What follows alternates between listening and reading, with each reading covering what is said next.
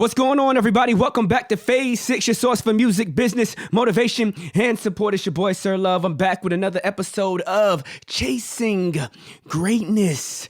You guys know exactly what it is. On the show, I answer your questions. You sent a text message to 404-442-4792. I got that text message. I read that text message. We probably text back and forth for a little bit so I can get some clarity, at which point I may reach out and give you a phone call, and that's exactly what's happening.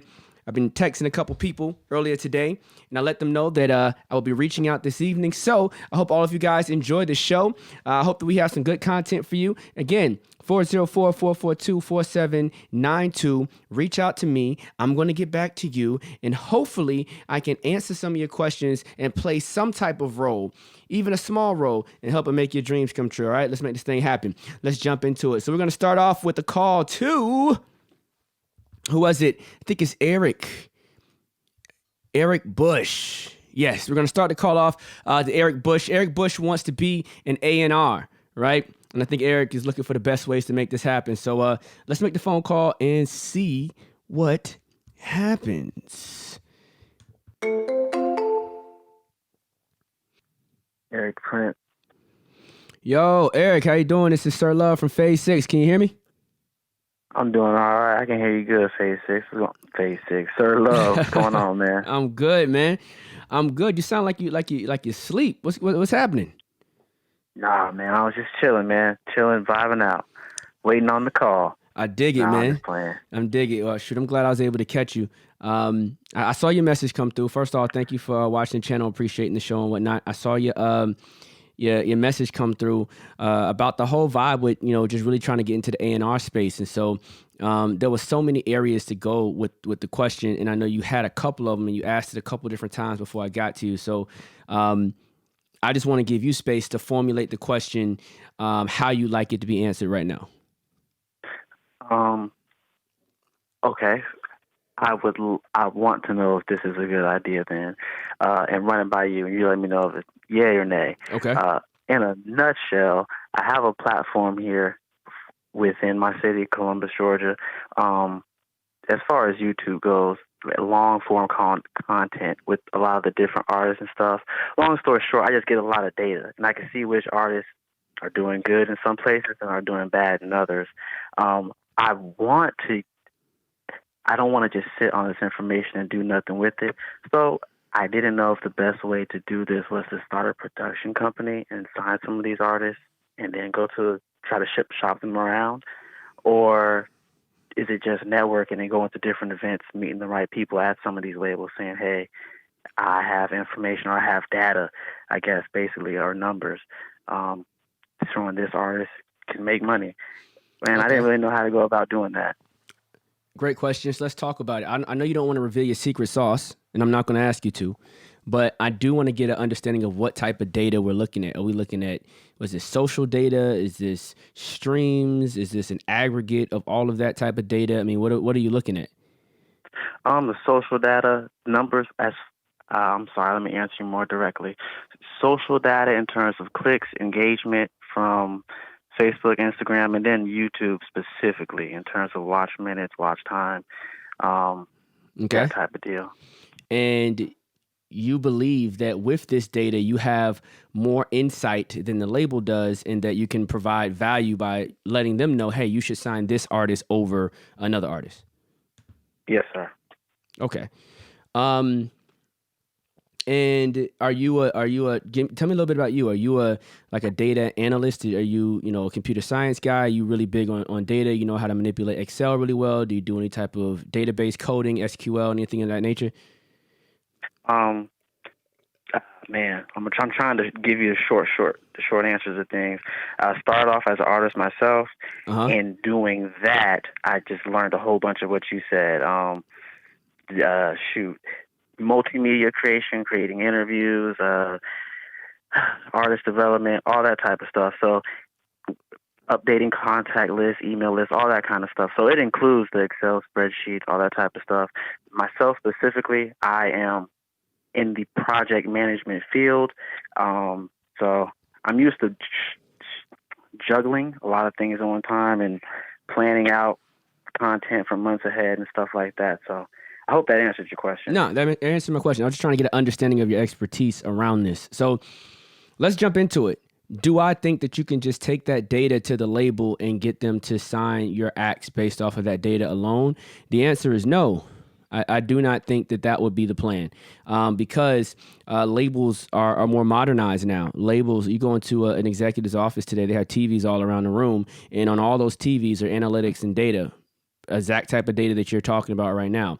Social media numbers, YouTube numbers, these numbers. So they already have those numbers. They're when you saw that renaissance of artists, especially Atlantic Records, they were known for doing this heavily. They were signing a lot of acts that were social media sensations. A lot of that was driven based off of the music industry kind of getting introduced to being more of an analytical space. And what they do, and that's why we had all these like random artists like Catch Me Outside, Catch Me Outside. Yeah. You had the yodeling kid that got signed, right? Got you. Right. So the label, that's a good point. Label's been on that. What they discovered doing so is that social media numbers alone do not necessarily yield streams or record sales, right?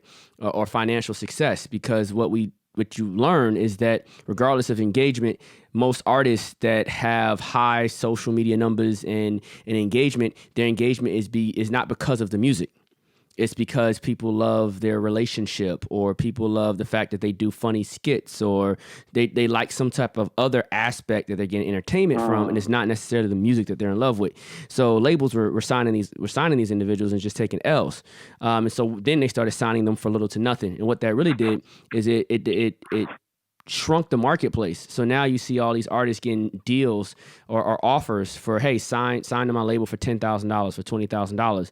And that's because the model switched from, hey, let me find highly talented artists with a really decent reach, to let me find, people, just multiple individuals that have large reach. Let me pay them all, right? Like the same budget. If I had $1 million, instead of breaking off 10 people with 100,000, I want to break off 100 people with 10,000 and see which one of them breaks, right? So the model shifted. It was unsuccessful, largely. And so that's a long way to add value and give you insights around what you're doing now and the data that you have. Now, the fact that you're on that does put you ahead of most of the other people that are listening to my channel right now. It puts you ahead of a lot of people that I've talked to. It puts you ahead. So it's going to make you stand out. Should you present that as a part of your presentation? Yes, but is that the sole thing that's going to sell the deal? No. Will that increase your odds and opportunity of being an A&R? Yes, because someone in that space will see value in what you do, because that is the modernized way of how business is being done, right? Okay. I think it's super positive that you're doing that, but your whole A&R situation is going to have to also be based off of all those other skills that you mentioned. And if you kind of got to figure out how to bridge that. If you study the trajectory of other A&Rs in the game, which you should, there's a lot of A&Rs, a lot of people that came into the game as A&Rs and saw success. And often what they had is a footing in the label, right? Due to their natural expertise, like what you have, or due to a relationship, right? They got a footing in the door, and then they went and found the artist. If you have the artist without the label, and you want to be an A&R, there's not much value that you can add, right? Because at the end of the day, they're going to push you in another space. They're going to ask you to be a manager or a booking agent. They're going to ask you to do some other shit because you're not shopping them, right? Yeah. And in order to effectively shop somebody, you have to have relationships at labels to go, because shopping is I'm taking you from label to situation, and I'm pitching you and putting you in front of these people. And if you don't have those relationships, you really can't shop anyone. So if you sign them to a shopping deal, right, like how the deal will expire most likely before you get them in one building. Okay. So you understand. You want to be an A&R. I would say you want to get your foothold in a building, and you can do it either going to the top, like straight to the imprint that you want to go. So you have the top, which is like the Universal, Sony, Warner, or a step under where you start doing the Atlantic, the Def Jam, the Motown, whatever, and then you have your Republics and all that, and you get down to like your QCs and those types of those places, and Top Dog. So figure out where you want to where you can get your foot in, because I will tell you this: the further you get from the top, the less the people have those resources. So if you're starting with a lower tier, Yeah, no, I'm sorry. Go ahead. I didn't mean to cut you off. Yeah, if you're starting with if you're going to if you're going to a label that's signed to a label that's signed to a label, they don't have the resources as the label. They don't have the same resources. So the data that you're adding, the value that you're providing may be more insightful at a lower label status, right? Okay. It's still So it can be a might be label. easier to get on with Yeah. the. Yeah. Okay. With your knowledge base. It's not easier in general with just the value proposition that you're bringing to the table, right? Understood. Yeah, so I'm not speaking ill of an organization like QC that's a smart people over there, right? Or a Top Dog, the smart people over there. But in the food chain, these guys aren't the top of the food chains. They're getting money, right? Your cash money is not at the top of the food chain, right? Yeah. Okay. No, that makes sense, man. Could I ask you another question or follow up on what you just said? Go ahead. We still got a little time. Go ahead. Is why, in regards to A&Rs, why is it such an issue, or why does it seem like somebody becomes an A&R or one label or one spot, and then within a year or some months or 2 years they're gone? That just seems like it's a standard industry thing. Is there any reason for that, or just people just constantly get cycled out normally? There's a lot of shuffling going on because you don't get paid what you're worth. You get paid what you negotiate in any space, and especially entertainment. So if you're doing something that's really dope and amazing in one environment, someone from another environment may give you a counter offer, and you may take that counter offer because as an A&R, you're trying to be an A&R, right? You're going to come in the game. Whatever agreement that you initially have will likely not be a very strong agreement. You may be working for free, right? And then maybe you get a commission off the sales if the project does well. Well, you didn't broke a project that does well, but your agreement, you're still not even on salary. And some other company says, well, shoot, we'll give you a salary and the same commission. And then what are you going to do? Right? So that's one aspect of it. Another aspect of it is your project is going to be more successful in a team. Everything is more successful in a team. So your team is going to consist of a lot of other people, especially some of the people higher up the chain at the label. So you may have a great relationship with one of the executives, and that executive may take a job somewhere else. And you know that a part of what makes you so successful is your relationship with that executive. That executive, has favoritism towards you, or they're a part of your system. You're like, every time I break an artist, I do these things. And this executive is a part of 4 of the 10 things I do.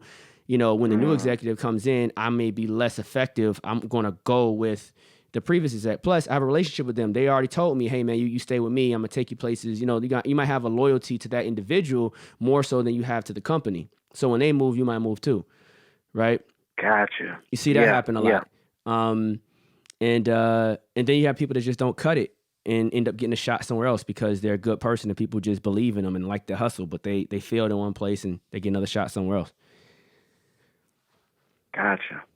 Man, sir, I appreciate it, man. From when I was an artist, I listened to your videos and used those techniques, to now when I'm doing this and I still listen to your videos. I really appreciate it, man. And thank you for chopping it up with me. Hey, man, no problem, brother. I appreciate you for calling in, or texting in. I appreciate you for keeping it concise enough so that I can hit as many people as I can in this podcast today.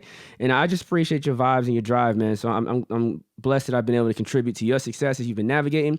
Keep going, man, and by all means, let me know if there's any other things that I can answer. This may not be your last time on the show, but I love these types of questions because other people have these types of questions, and I would love to hear questions from more people that want to be A&R. So I appreciate you asking these questions, man. Hey, no problem, man. You stay safe, man. You too, brother. Enjoy your night, man. Hey, you too. Bye-bye. Boom. There goes another one. I like that conversation. Eric came with some real meaningful questions there. I felt like that added value to a lot of people, right? And those are the types of questions that I love to answer. The questions that everyone can get something out of, right?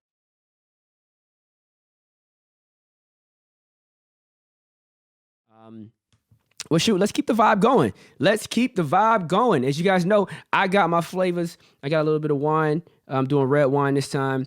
I'm vibing out. It is 10 o'clock p.m. Eastern Standard Time in the A-Town, and I am getting ready to hit somebody else up and see what vibe they're on, what type of questions they may have. So I got Larry.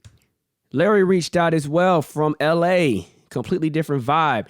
Is it worth dealing with casting directors slash agencies if you're trying to shoot videos slash short films? Wow, I should have called you when I had Pro on yesterday. Pro is a sound engineer, and we did an interview. It's going to be coming out soon. But I think she would have loved this question. But let's take it from you, Larry. Let's do it. Let's have this conversation. Here we go. Hello. Hello, man. Speak to Larry. Yo, this is Larry. You already know who this is. Sirr Love. What's good? I'm good, brother. How you feeling? Man, I'm feeling good, man. How you feeling? Hey, man, I am solid. I'm sitting here. I got a glass of wine. I'm in the vibe. I just got finished hanging Christmas lights outside. My daughter was all happy and jumping around. I was cold. Oh, I bet. You know, so I'm chill. How's the weather out there? How's the weather out there in the A? Oh, it just dropped. It was like 80 last weekend, and this weekend it's like 60 something. I don't know what's going on. So it's that it's that pneumonia weather. You add Rona on top of it, and it's a problem.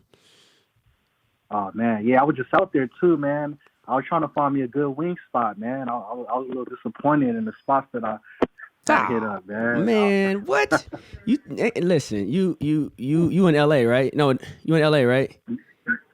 I'm in LA. There's no way that there's a better spot in LA for wings than in the A, brother. You just went to the wrong places, dog. I done been to LA. They ain't got the wings, ain't the same, bro.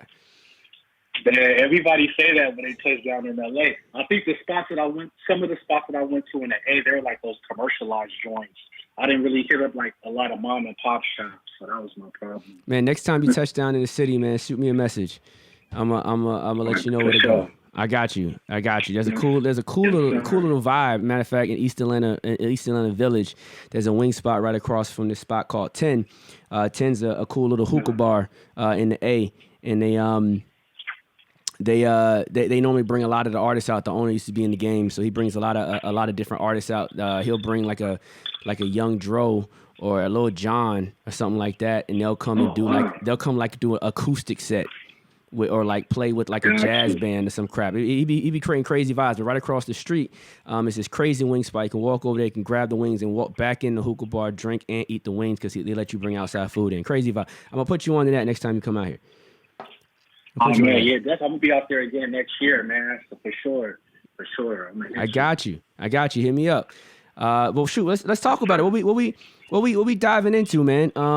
I saw your questions, right? And I saw that, I missed a couple of them. You asked quite a few. And so I wanted to make sure that I gave you the space to formulate the question how you want to formulate the question so I can answer it to the best of my capability. All right, sounds good. Yeah, so this was a while back. We finished, I talked to you in the past about this group that I manage. It's an Afrobeat group, up and coming. It consists of 3 members.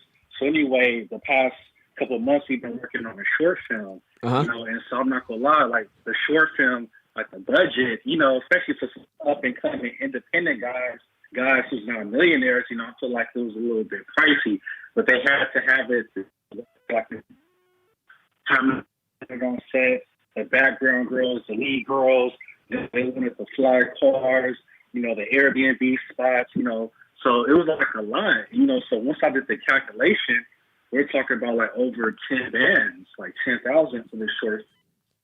And so, anyway, I was trying to like minimize the cost the best that I could. And so the thing is, I was having a hard time, like, casting the girls, finding the girls to be in the short film. And I noticed too, like, with girls, just because a girl is, really, that doesn't mean that they're, camera friendly. They're so comfortable being behind the lens. And so I was, struggling a little bit. And then the girls that I were finding, the guys like that's not the look I'm looking for, et cetera. So they wanted a certain look, for the video. So anyways, contact with their booking agent. Their booking agent, he has an office out here in the LA area.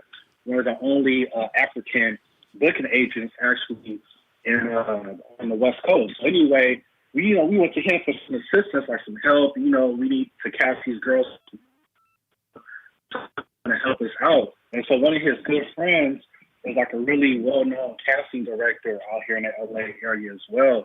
So she's casted like tons of music videos, like celebrities from like Snoop Dogg, Dr. Dre, you name it. especially in the '90s, she was really big.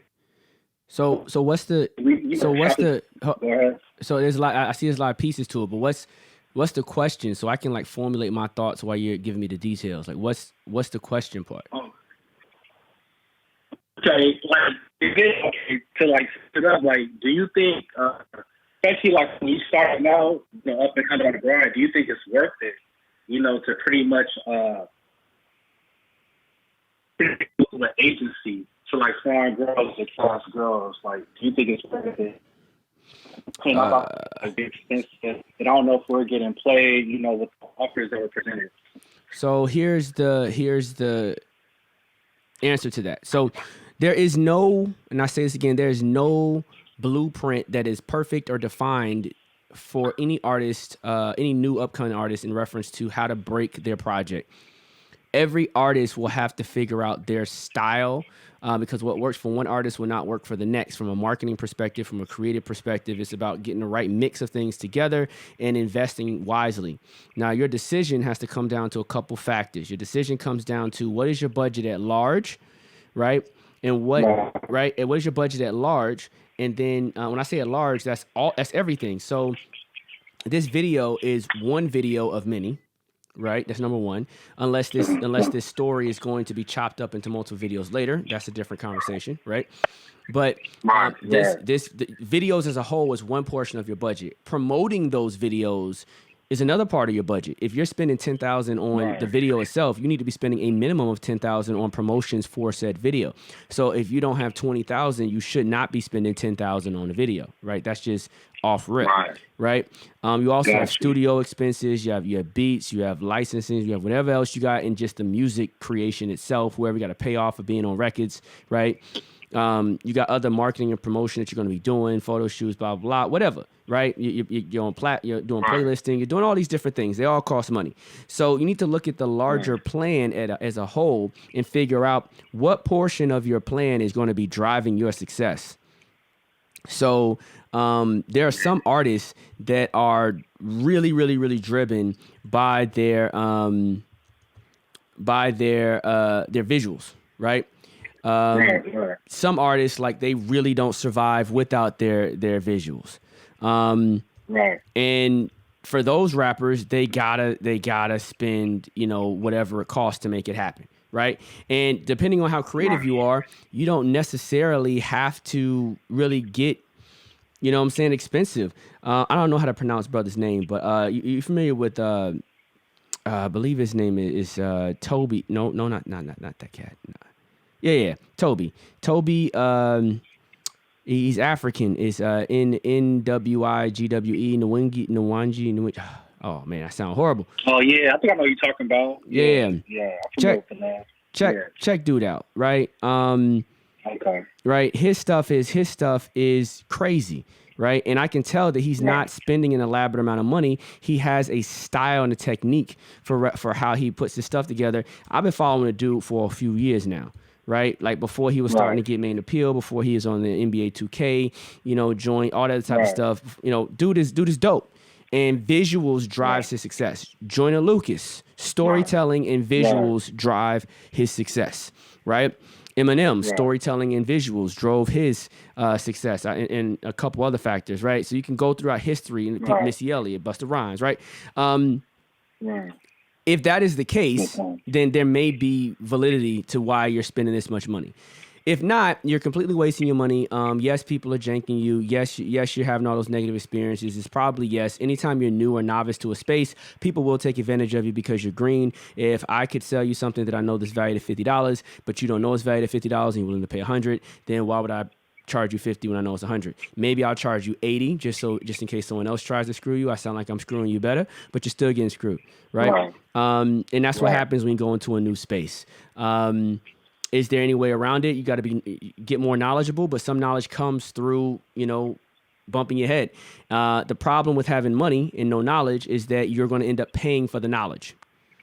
And people with money, the money starts burning a hole in your pocket. You start feeling like, I got this money to do something right now, and then that's what you do. So in reference to this project, I'm not going to say it's a bad project or it's not worth it. Do I think that you should get a casting director? Yes. Will it save you money compared to you going out and just finding, beautiful quote unquote model girls or strippers or wherever else you're going to get this? Yes, you're going to have a better result depending on the quality of the casting agency because they've already vetted the candidates. So they have some acting skills or whatever skills you're looking for. It will seemingly cost more money up front, but the quality will probably come out better. I've done a bunch of independent films and I've seen guys I did music supervision for independent films, and I've seen independent films go in a direction where, they get girls from the strip club and try to get them to act, and it looks crazy. Or social, social media influencers who can't really act. It looks crazy. Yeah. Right. Yeah. Whole movie trash all of a sudden. You spending all this money on renting these cameras, and then you go cheap on the actors, and the shit's whack now. Right. So I would say your actors, a good actor can hold the whole film. The whole project, right? A good actor that knows what the hell they're doing. Like you need at least one, because your artist is probably not a good actor, right? They do music. Yeah, they're actually all right. They did all right. We shot most of it already. Well, I haven't seen it on camera yet, but they seem pretty comfortable. But I still see your point, and because we did. That's one thing, like you said, in terms of dealing with the casting agencies. Like a lot of the females I did notice did have prior acting experience. Yep. Compared to some of the girls I would have just, reached out to, via Instagram, probably never acted a day in their life. So yep. I got you on that. It's a whole different vibe. I would pay for the quality if, again, music videos are a major driving portion of what we're expecting to drive our success, which means I probably have a whole marketing plan on how I'm going to get this video content out there, what I'm going to do with it, what platform it's going to be on, how we're going to, like a large portion probably, because I'm assuming, and correct me if I'm wrong. I mean, is this 10 bands a stretch for you, or is this 10 bands just a part of the budget? Man, cause it's funny because at first we didn't at first the budget was supposed to be around like $7,000 for everything, including paying the DP. But the more girls that they wanted, because they wanted wait, hold up. We're drifting. The budget for this is, I'm assuming it's not just a single because it's a whole story to it. So it's an EP or album, right? Right. What's the budget to market? Combined into a short movie. What's the budget to market the whole project?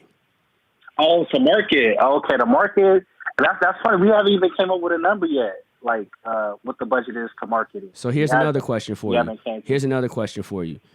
Are you in? Let me know what bucket you fall into. A, 0 to 20. B, 30 to 50. C, 50 to 100. D, 100 plus.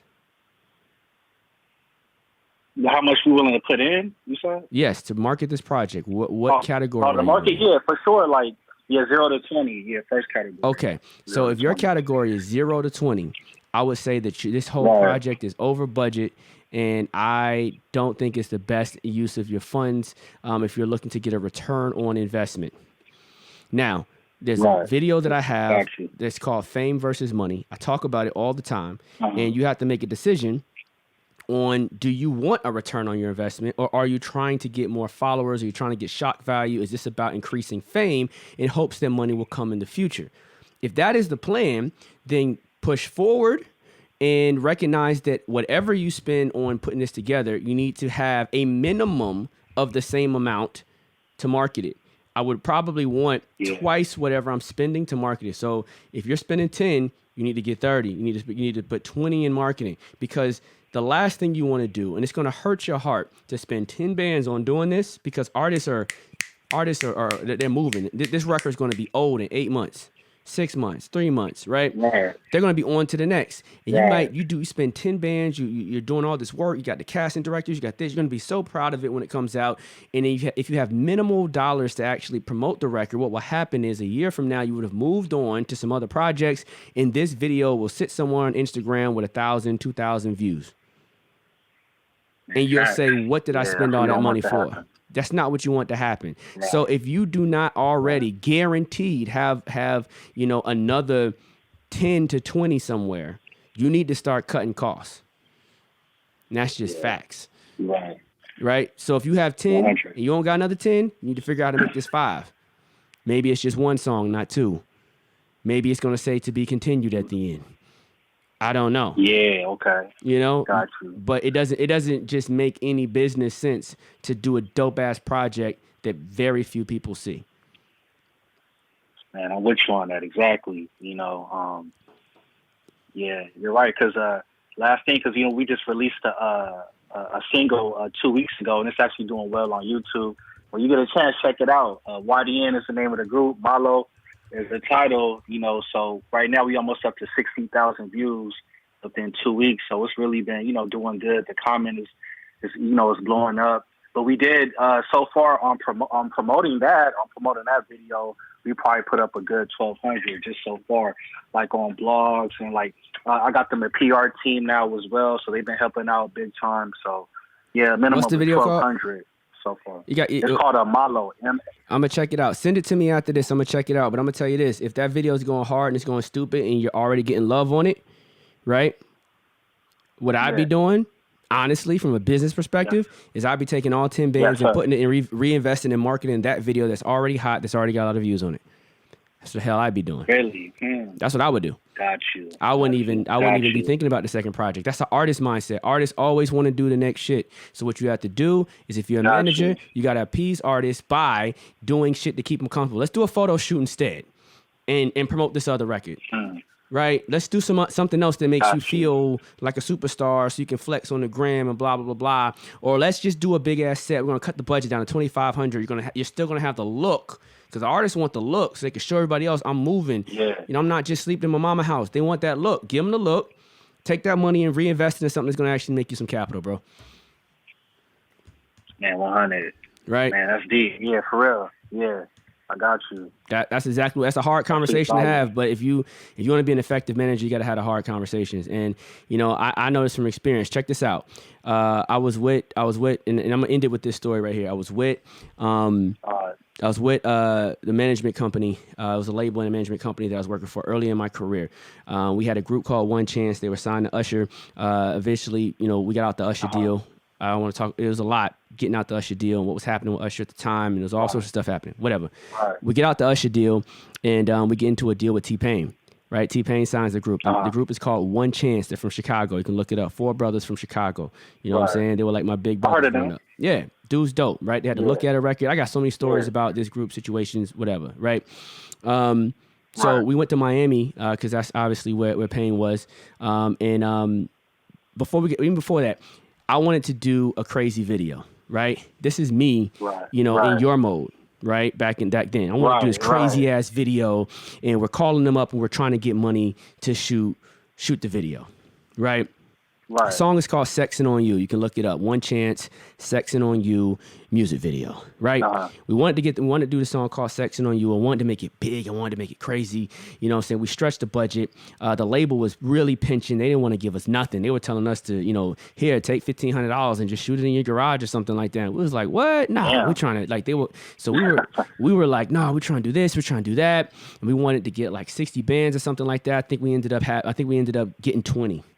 Right, we had 20 bands to shoot this video, and same thing. We had to go through the casting directors to get the girls. You see the girls in there, get all this. Like I was in the car. I personally was driving the van, driving all of them down to. We couldn't afford the plane tickets. We had to drive down to Miami.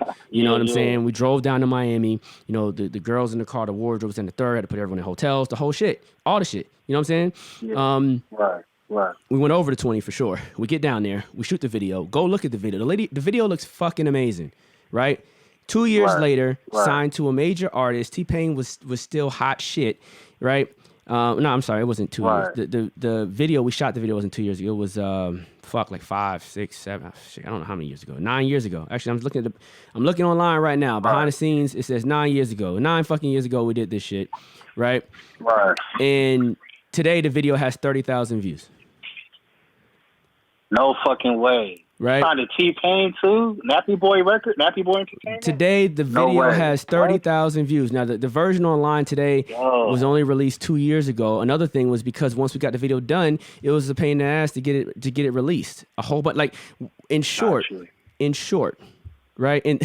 In short, we spent more time thinking about how we was going to put the project together than on how we was going to market it. After we did had that whole project, the guys in the group came back to us and said, hey, man, we just want to shoot our own shit with some friends, you know, just hanging out and shit like that. There's a song called Cowabunga. Right. You can look it up. The song called Cowabunga has 460,000 views. Whoa. They shot it for like $1,000. It's just them on the beach dancing and shit. Where'd all the energy go? Promoting the fucking record. Oh, I got you. I know what you're talking about now. Yeah, marketing. That's the ultimate key. I don't care how much money you drop into making it look sharp and amazing. You got to put twice as much into marketing and make sure everybody's able to access it. Twice, 3 times, 4 times the money. Twice, yeah. All right, so that's a lot of game, man. So take with that what you will. Go forth and be great, my brother. I appreciate you. I'm gonna have some more questions in the future, man. You be easy, man. Hey, for sure, man. I appreciate you reaching out with the questions. Send the questions in the future. I have no problem doing some more with you on the show, brother. I appreciate your energy. I appreciate your dope-ass question that allowed me to really go into – I really want to go into these stories now, but I'm like, I got to call more people. But Yeah, I see you. Thank you. It's all good. Thank you for bringing that energy out of me, though, man. I appreciate you, man. Enjoy the rest of your night, man. Yes, sir. All right. All right, man. God bless. All right. You too. Take care. That's dope. Oh, man. Now that's real. If you guys go look, the song Echo, I remember being in the studio cutting these records. I remember when we came up with the filter, we rebranded the group. I'm looking at the old album covers. I'm like going back down memory lane, like, yo, this was supposed to pop. So many situations in my life where it was like, this is the situation that's going to change my life. And it doesn't always pan out that way. But these boys is dope. I was just hanging out with Courtney from the group the other day. We just did a movie placement together. So shout out One Chance. Shout out the homies. Shout out, just everybody. Rob, John, Mike, Courtney. Shout out y'all boys. You know what I'm saying? I'm not the little nigga running around no more. I done grown up. We got to chop it up again. All right. Let's keep the vibes going. What we doing?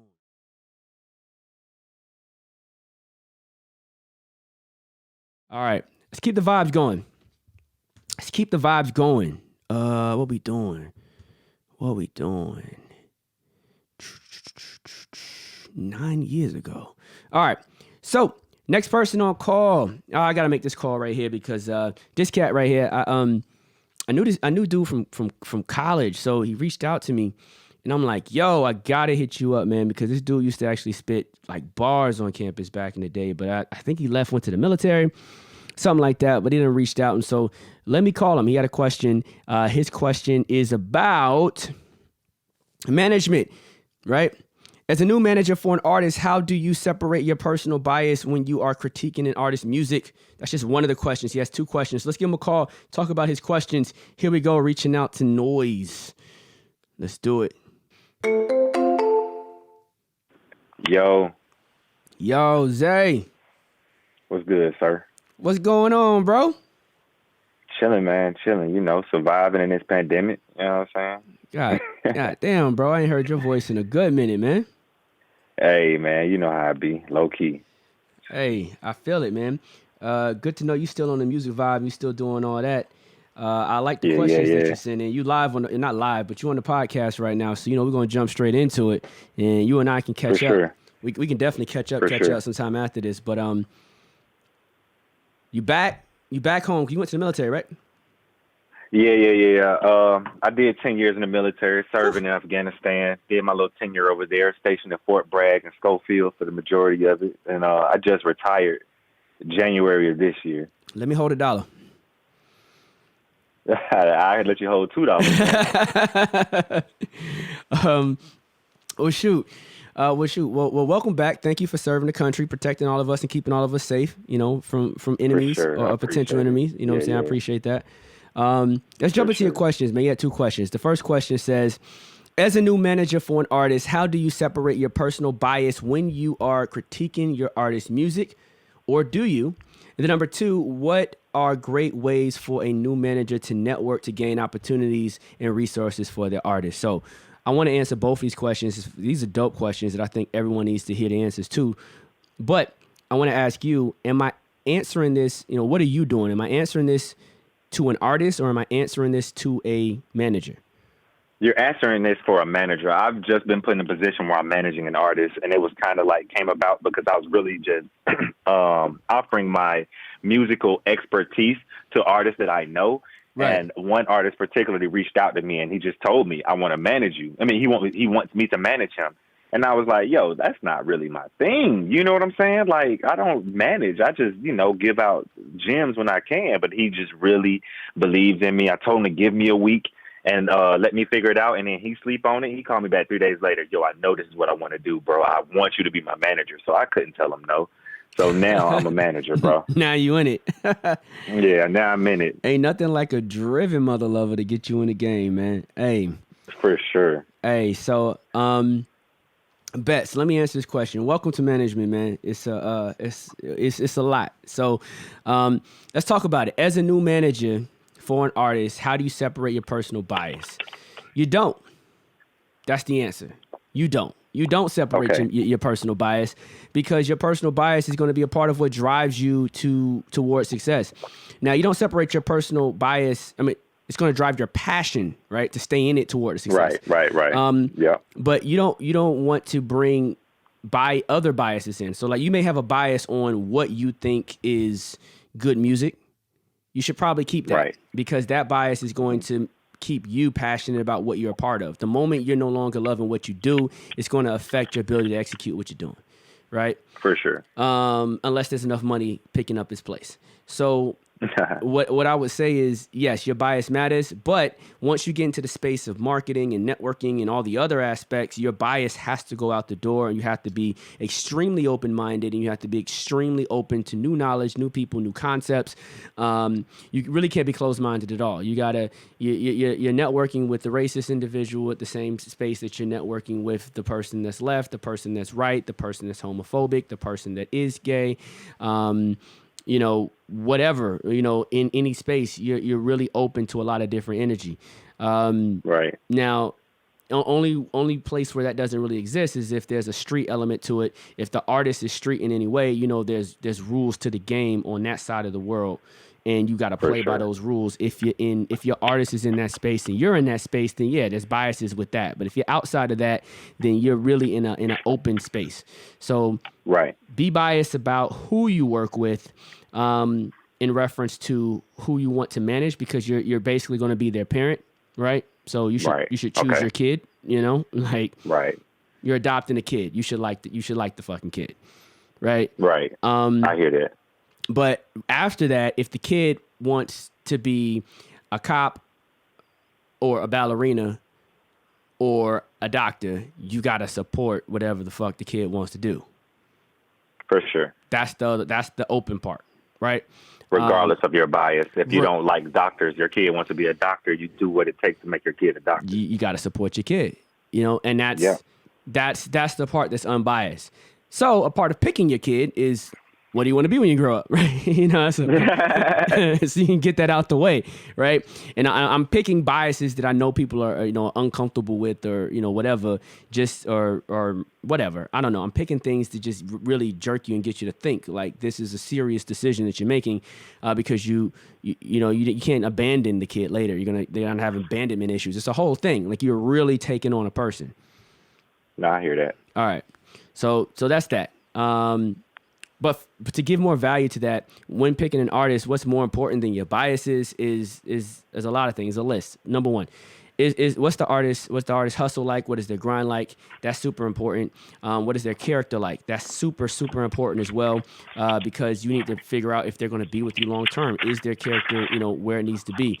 What is their music about, and are they relevant in that space? If your artist is a gangster and he's saying, or the music is gangster related, this little dude better be a gangster. Otherwise, for sure. Right? If this dude is a geek, he needs to be cool with all the geeks. If this dude is a lover, he needs to have girls. Like, you don't want an artist that is projecting one thing and they're not that, because what you'll find is that there are people that are really writers, where they don't live what they write about. They fantasize about what they write about, and those individuals should be writers.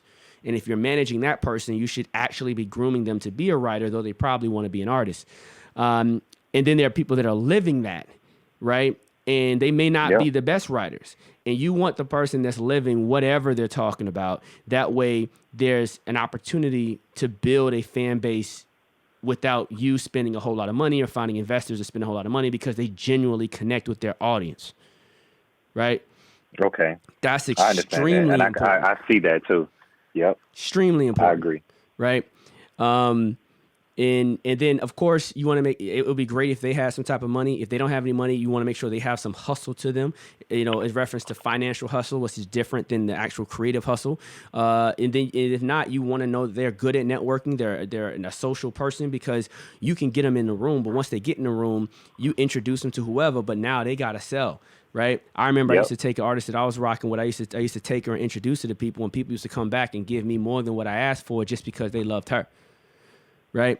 That's the energy that you want. But at the same time, if I put her in a room and didn't introduce her to no one, she wouldn't say shit to nobody, which is also a problem. Right. So, tomato, you got to pick your situation. So there's a lot going into the selection process, because once you select, it's very hard to unselect later.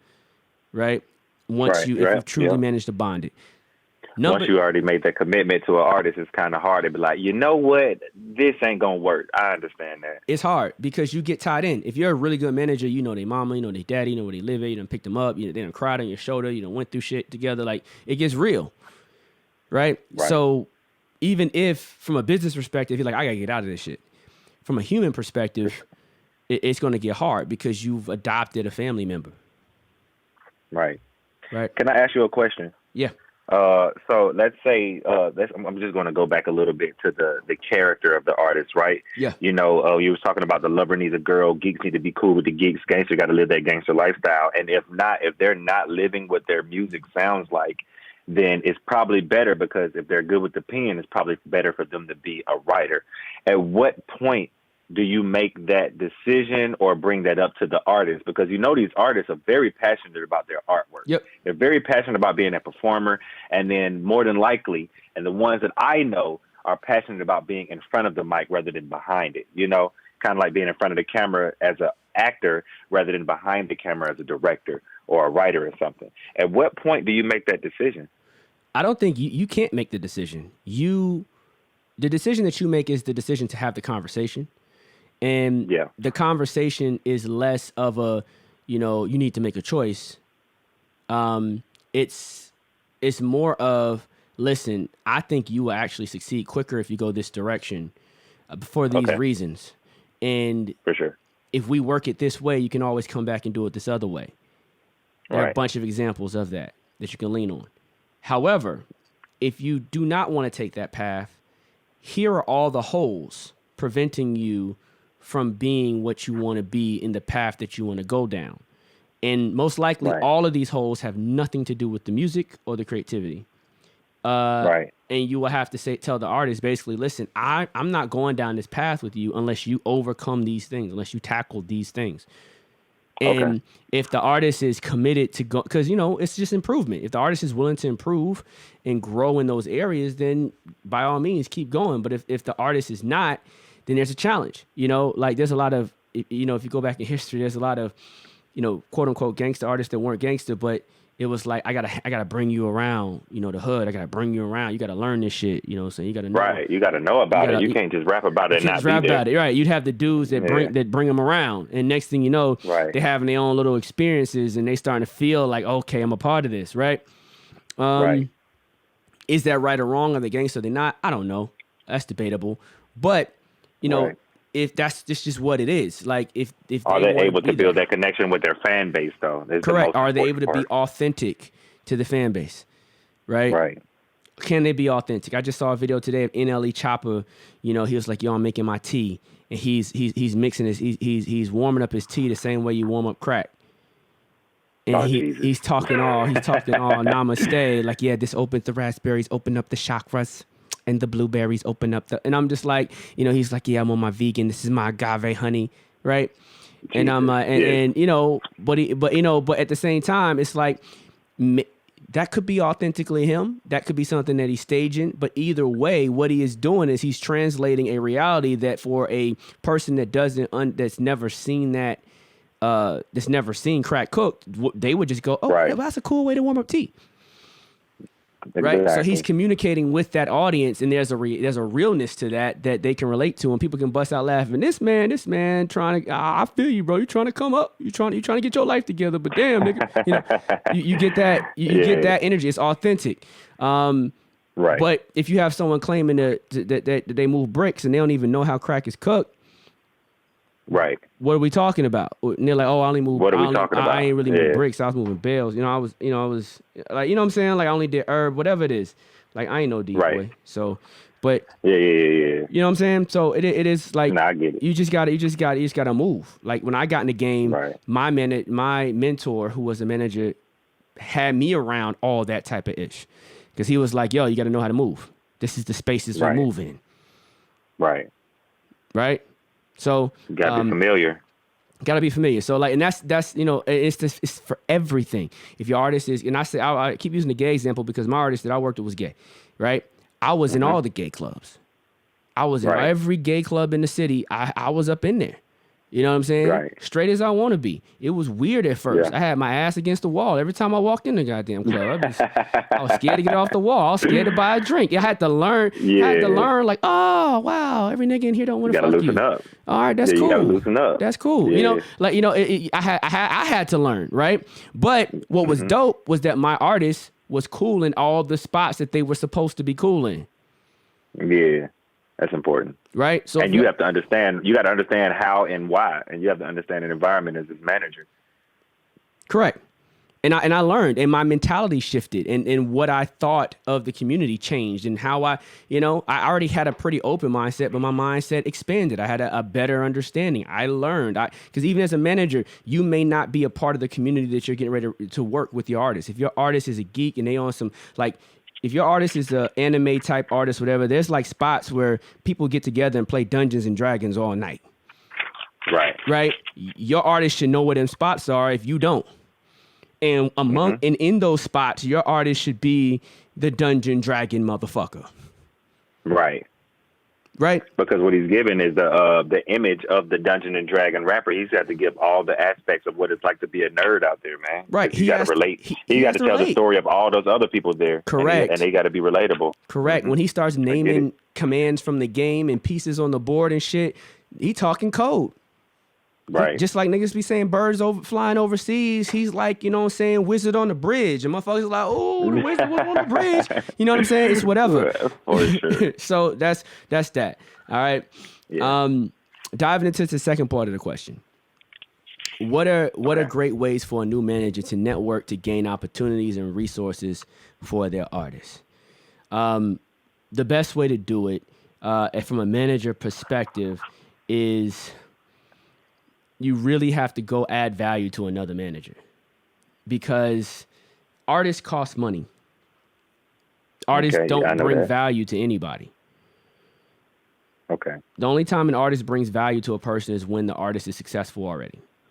Anytime before that, the artist is a pain in the ass all the way around. You love them to death, but just realistically, they're a pain in the ass all the way around. They're needy. Yeah. They're expensive.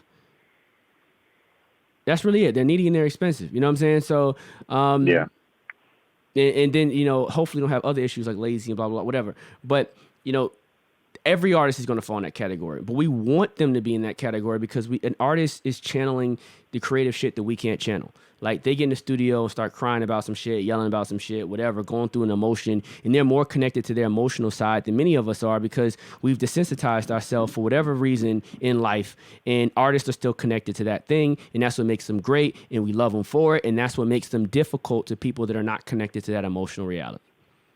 So they're supposed to be that way.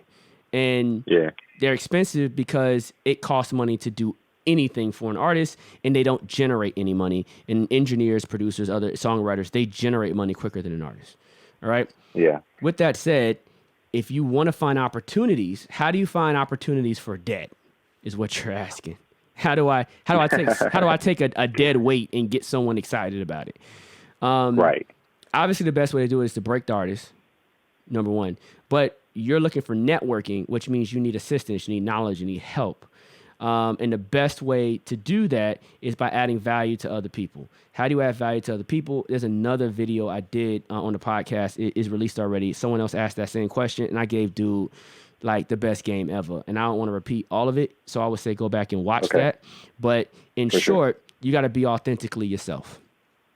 And you got to figure out what it is that you do that adds value to people. You got to go out there and do it. If you're in short, if you're the weed guy and everyone loves you because you always have the best smoke, then you're that guy. If you're the guy that has the girls, then you're that guy. If you're the guy that just always has a different perspective and philosophical and everyone loves hearing your philosophical thoughts, you're that guy. What is the non-musical thing that people love about you? That's one way to bring value to a situation, just to bring new character, new energy in a space where no one can trust no one and everyone always has, all these ulterior motives and da-da-da-da. Just being a real motherfucker, right? Yep. Brings a lot of value. Yep. That's one way. Number two is just helping people. Like, hey, what you need? Let me see if I can help you. Any favor that you can do for somebody. Like, this game is about favors.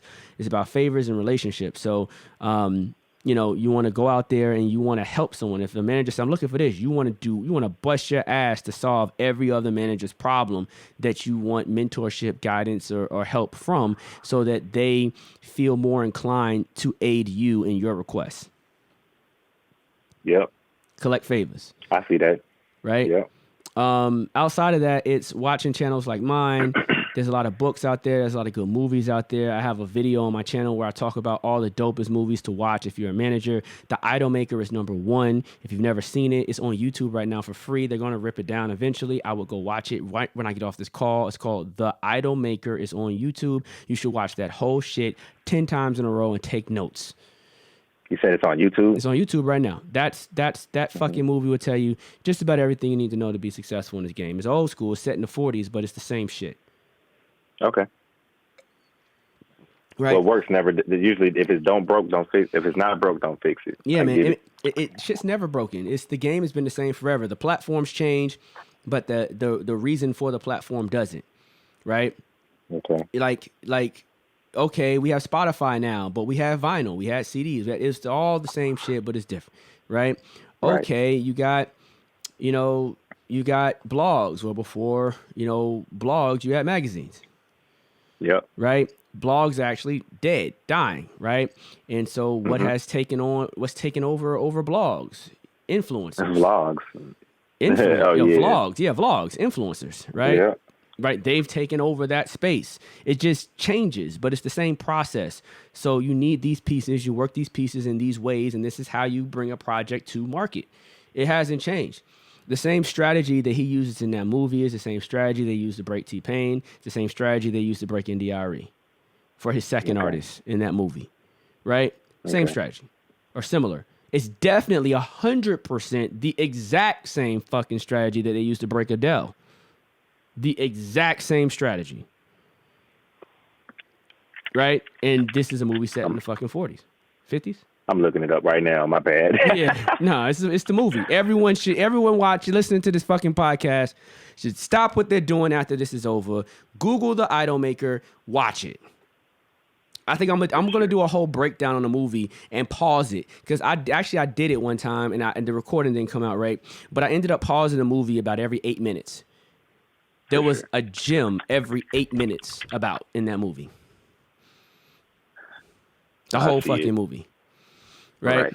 So that would be my advice to you, man. So I think those are two dope questions. The other piece of advice is, we got a book on it that I wrote and put it together and put it on the website. I say grab it.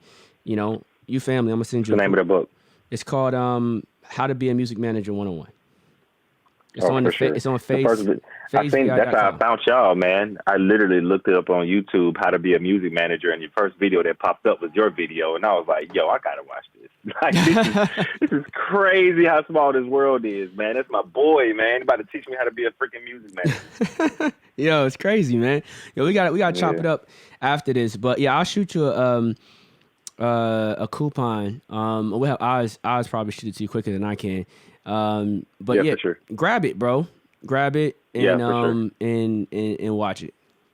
And anything I want to do, I want to be great. I just told you earlier before we talked, man. Anything I want to do, I want to make sure I'm great at, man. I carry that attitude throughout the military, even when I'm back at home. Anything I want to do, video games, whatever, music, whatever I want to do, I make sure that I'm great at it. And I do whatever's necessary to be considered great at it. So most definitely, man. I really appreciate all the opportunities that you guys have given me just by being able to talk to you and expand my doggone knowledge on this music management job, because I know I'm headed in the right direction. Hey, so I man, really appreciate it. You got your heart in the right place, bro. So check all that out.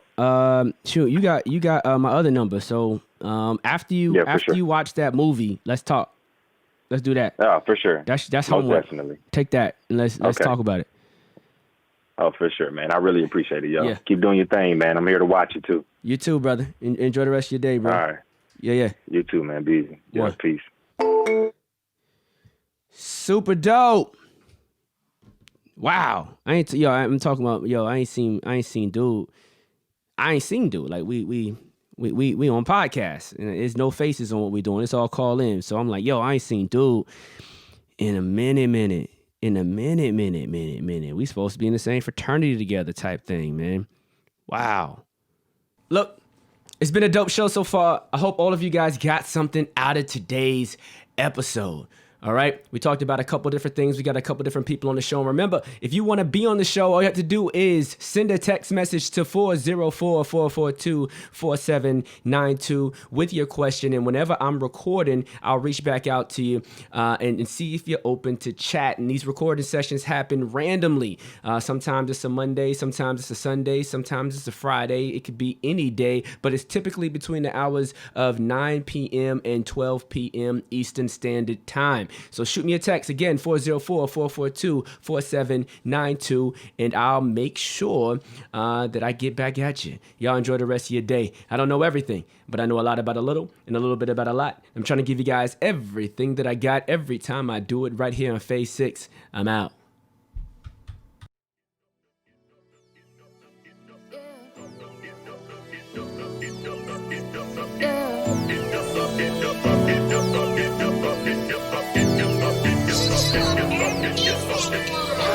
Come on and face it. If you need some marketing motivation, you can learn to transform your life and build your own empire. With Sirr Love. Real talk, no chase. Real talk, no chase. Real talk, no chase. Real talk, I said real talk. I said real talk, no chase. Real talk, no chase. Real talk, no chase. With Sirr Love.